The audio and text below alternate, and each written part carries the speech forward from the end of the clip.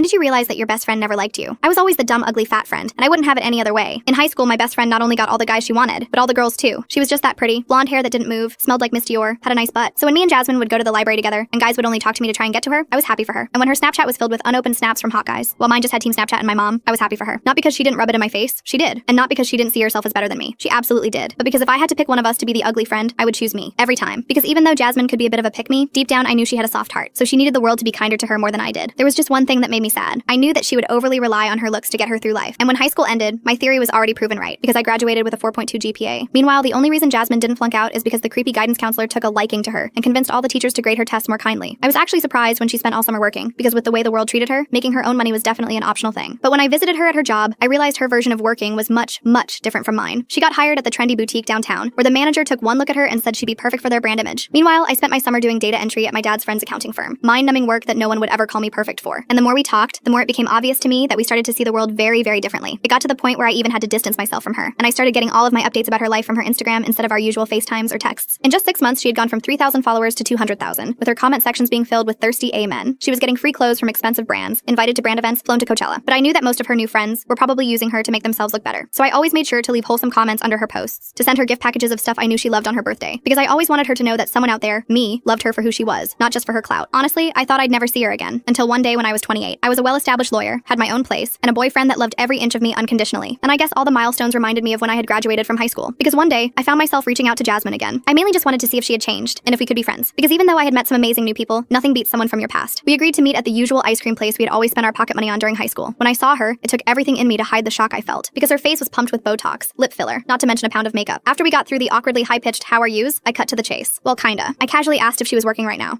Well, you see, I was, but I just smiled, because I had an ace up my sleeve, and that ace was a job offer. I told her I was looking for a secretary, and I was willing to pay $65,000 a year, with benefits. What do I look like to you? An effing charity case. I stared at her blankly, and she threw her plastic-filled head back and cackled like it was the funniest thing known to mankind. It had been almost 10 years. There's no way she was still like this. I tried to give her the benefit of the doubt and continued. Yeah, so you would have to start ASAP, but, she interrupted. Don't you know I'm an influencer? She then took out her iPhone and showed me her page. She was gaining a new follower once every 4 months, and all her DMs were from 3 years ago. That's when I finally realized Jasmine wasn't some misunderstood pretty girl. She was the washed-up textbook definition of I peaked in high school. I was about to walk away, but she stopped me. Hey, don't be sad. With an A that flat, I would be a lawyer too. I tried to make a beeline to my car, but she literally ran in front of me and continued. Hey, so when do I get to meet your boyfriend? Or are you scared he's gonna like me better? Jasmine, I interrupted. You built your whole identity on being the hot girl. Now you're just expired goods that nobody wants. Now make like the sugar daddies that ghosted you and leave me alone. Finally, she froze in her tracks and left me alone. I didn't realize it yet, but my comments had stung Jasmine. She wanted to use them to ruin everything I had ever worked for. Full story on channel, link below.